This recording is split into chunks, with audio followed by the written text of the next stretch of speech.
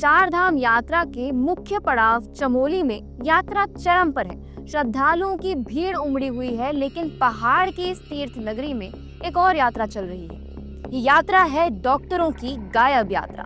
जी हाँ, चमोली जिले के सरकारी अस्पतालों में डॉक्टरों का अता पता नहीं है।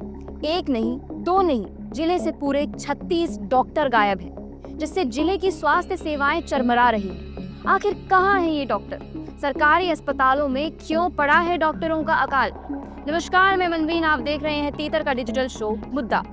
उत्तराखंड के चमोली जिले में हालात इतने बिगड़ चुके हैं कि तीर्थ यात्रा के पीक सीजन में भी दर्जनों सरकारी अस्पताल बिना डॉक्टरों के चल रहे हैं। चमोली के सीएमओ डॉक्टर अभिषेक गुप्ता के मुताबिक जिले में तैनात 36 बॉन्डधारी डॉक्टर पिछले 2 महीने से अनुपस्थित हैं। उन्होंने न किसी अधिकारी से छुट्टी ली है और न ही किसी को जानकारी दी है।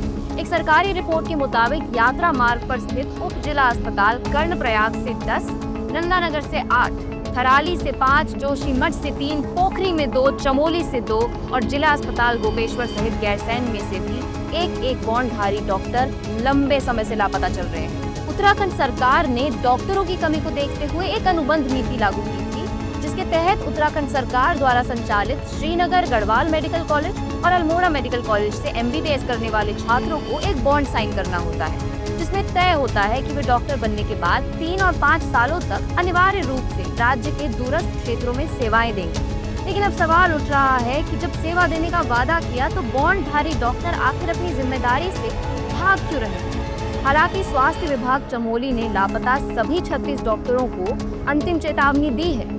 लोगों का कहना है कि इस तरह अपने क्षेत्र को छोड़कर जाने वाले बॉन्डधारी डॉक्टरों के लिए सजा जरूरी है, ताकि सिस्टम के ऊपर आम जनमानस का भरोसा बना रहे। धामी सरकार को अब इन गायब डॉक्टरों के खिलाफ कड़ी कार्रवाई करने की सख्त आवश्यकता है।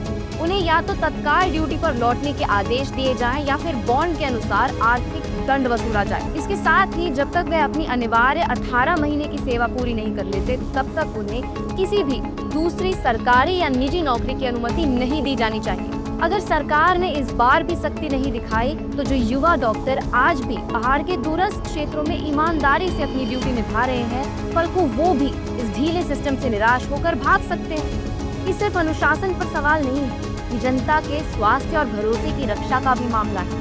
नीति सही है पर निगरानी कहाँ है?